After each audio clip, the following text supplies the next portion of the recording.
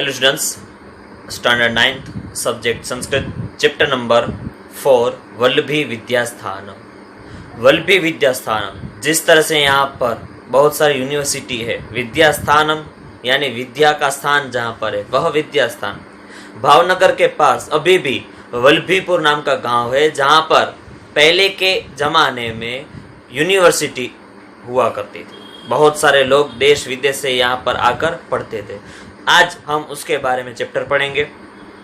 संप्रति विविधाः विश्वविद्यालयाः सुप्रसिद्धाः सन्ति। संप्रति यानी आज, अभी इस समय में बहुत सारे विश्वविद्यालय शुरू है और नामचीन भी है। तेषु केचन एतादृशाः सन्ति यत्र अध्ययनार्थं प्रवेश प्राप्य छात्राः स्वात्मानं धन्यं मन्यते। और बहुत सारी यूनिवर्सिटी ऐसी है जिसमें स्टूडेंट जाना चाहते हैं, वहां पर पढ़ना चाहते और खुद को धन्य भी समझते कि मैं बहुत भाग्यशाली हूं, मुझे वहां पर एडमिशन मिल गया।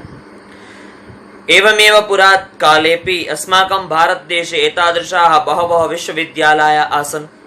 इस तरह से ही हमारे भारत देश में बहुत समय के पहले बाहर से लोग यहाँ पर आकर पढ़ते थे और अपनी विद्या जिज्ञासा को आगे बढ़ाते थे। तत्र विद्याध्ययनाय दूरात् देशात् समागत्य प्रवेशं लब्ध्वा छात्राः स्वात्मानं धन्यं मन्यते स्म। और उस विद्यालयों में बाहर से आए हुए लोग यहाँ पर आकर खुद को धन्य भी समझते थे। एषु एकतमः वल्लभी विश्वविद्यालयः, उसमें भी एक है वल्लभी विश्वविद्यालय। विश्वविद्यालय यानी यूनिवर्सिटी। मगध राज्ये यथा नालंदा आसीत् तथैव अत्र गुर्जर प्रदेशे वल्लभी आसीत्। जिस तरह से मगध प्रदेश में नालंदा विश्वविद्यालय है, उसी तरह गुर्जर प्रदेश, गुर्जर यानी गुजरात, गुजरात प्रदेश में वल्लभीपुर यानी वल्लभी विद्यास्थान, वल्लभी यूनिवर्सिटी है। अत्रापि सुदूरात् देशात् जनाः अध्ययनाय आगच्छन्ति स्म। यहाँ पर भी दूर देशों से लोग यहाँ पर आकर पढ़ते थे। अद्यत्वे अस्मदीय गुर्जर प्रदेशे वर्तमाने भावनगरे जनपदे वल्लभी नामकं यत् एकम् उपनगरं वर्तते तत्रैव प्राचीन काले वल्लभी विश्वविद्यालयः आसीत्। अद्यत्वे अस्मदीय, आज अभी के समय में, अस्मद यानी हमारे गुजरात प्रदेश में, भावनगर जनपद यानी डिस्ट्रिक्ट, जिला, भावनगर जिले में वल्लभी नाम का एक उपनगर है। उस समय प्राचीन काल में यहाँ पर वल्लभी यूनिवर्सिटी हुआ करती थी। वस्तुतस्तु इदम उपनगरम प्राचीन कालात् एव अध्ययन अध्यापनस्य केंद्रमासीत्। देखा जाए तो वल्लभी यूनिवर्सिटी जो है किसकी केंद्र है? अध्ययन अध्यापन, पढ़ना और पढ़ाना, यह उसका सेंटर था, केंद्र था। पूर्वमत्र अष्टादश विद्यायाः पठन पाठनं च भवति स्म। यहाँ पर पहले 18 विद्यायों की, अष्टादश विद्या, 18 विद्यायों की यहाँ पर पठन और पाठन हुआ करता था। एतासु विद्यासु चत्वारो वेदाः षट् वेदांगानि पुराणं न्यायः मीमांसा स्मृतिः आयुर्वेद धनुर्वेद गंधर्वेद अथर्ववेदाः चत्वारो उपवेदाः च समाविष्टाः सन्ति। इस 18 विद्यायों में कौन से होते? तो 4 वेद, 6 उसके वेद के अंग, पुराण यानी 18 पुराण है, न्याय, मीमांसा, स्मृति, आयुर्वेद, धनुर्वेद, गंधर्ववेद, अथर्ववेद, ऐसे 4 उसके उपवेद का भी समावेश वहां पर होता था। ततः बौद्ध दर्शनस्य जैन दर्शनस्य च इदं केंद्रम संजातम। और यही वल्लभी विद्यास्थान में बुद्ध और जैन दर्शन का भी पठन पाठन हुआ करता था। ख्रीस्तस्य 4th शताब्द्यां ऋग्वेदस्य भाष्यकार स्कंदस्वामी संजात। 4th ईस्वी सन में यानी 4th सेंचुरी में, 4th सेंचुरी में ऋग्वेद के भाष्यकार स्कंद स्वामी यहाँ पर पढ़ चुके हैं। सह अत्रैव अवसत, और यह वह स्कंद स्वामी यहाँ पर ही रहते थे। एतत् सूचयति यत् गुप्त काले अत्र वेदाध्ययनमपि प्रचलित स्म। ऐसा हमें सूचना यानी हमें सूचन किया जाता है कि यहाँ पर गुप्त काल में वेद का अध्ययन भी हुआ करता था। ख्रीस्तस्य 4th शताब्द्याम् एव सुप्रसिद्धौ बौद्धाचार्यौ स्थिरमति गुणपति जैनाचार्य श्रीमल्लवादि सूरिः च अत्रैव विद्याव्यासंगं कुर्वन्ति स्म। 4th सेंचुरी में ही बौद्ध के आचार्य स्थिरमति गुणमति और जैन के आचार्य मल्लवादी सूरी, उन्होंने यहाँ पर ही विद्या का अध्ययन यहाँ पर ही इस वल्लभी यूनिवर्सिटी में किया था। एतत् सूचयति यद् अत्र जैन बौद्ध दर्शनमापि अध्ययनं प्रचलति स्म, अत्र यथा रुचि यथा मति छात्रा अपठन। अब यहाँ पर हमें कहा जाता है कि यहाँ पर जैन और बौद्ध दर्शन का भी पठन पाठन हुआ करता था, और यहाँ पर लोग यथा रुचि यथा मति, जैसे उसकी रुचि और जैसी उसकी बुद्धि, मति यानी बुद्धि, ऐसे यहाँ पर लोग छात्र यहाँ पर पढ़ने के लिए आते थे। प्रवेशार्थमत्र प्रवेश परीक्षा अपि भवति स्म। वल्लभी यूनिवर्सिटी में प्रवेश करने के लिए एंट्रेंस एग्जाम, जो अभी हम कहते हैं, यानी प्रवेश परीक्षा, उस समय में भी होती थी।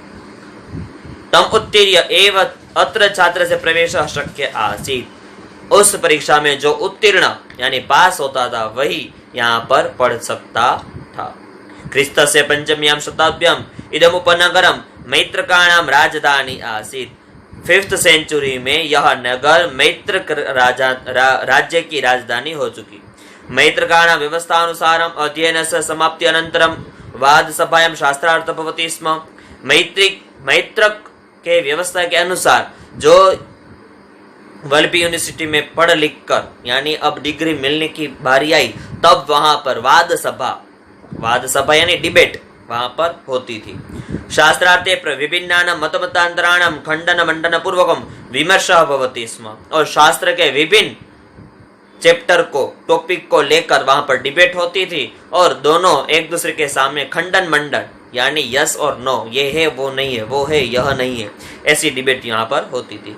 अनेकस्मै विजयी जनाय राजा पारितोषिक रूपेण भूमि अयच्छत्। और बहुत सारे लोगों को विजय होने के ऊपर क्या पारितोषिक यानी भेंट दिया करता था, वहां पर उनको एक भूमि यानी जमीन का टुकड़ा उसको मिलता था। कदाचित विजयी जनानां नामापि विद्यापीठस्य द्वारे उट्टंकितानि अभवन्। और ऐसा भी कहा जाता है कि जिसका विजय उस डिबेट में हुआ है, उनका वल्लभी विद्यास्थान के गेट में, उनके द्वार पर जहाँ पर एंटर होता है, वहां पर ही उनके जो द्वार है वहां पर उनका नाम उट्टंकितानि यानी लिखा जाता था। ख्रिस्तात् पूर्वं प्राय 5म शताब्द्यां भगवतः महावीरस्य जन्म अभवत्।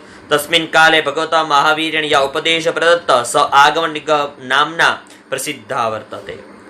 5th सेंचुरी में महावीर ने जो उपदेश दिया वह भगवत महावीर ने आगम नाम से वह प्रसिद्ध हुआ। अयम आगम वर्ष 500 यावत मौखिक परंपरायां सुरक्षित आसीत्।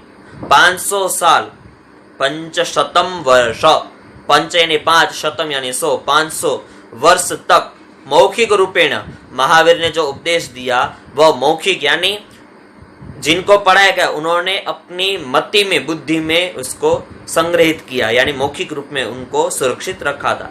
एवं ही श्रूयेत यत् ख्रिस्तस्य तृतीयायां शताब्द्यां नागार्जुन नाम्ना प्रसिद्धस्य विदुषः अध्यक्षतायां एका जैन साधुनां समितिः मिलिता। यहाँ पर कहा जाता है कि 3rd सेंचुरी में नागार्जुन नाम के प्रसिद्ध विदुष यानी विद्वान व्यक्ति के अध्यक्षता में जैन साधु की समिति भी वहां पर मिली हुई थी।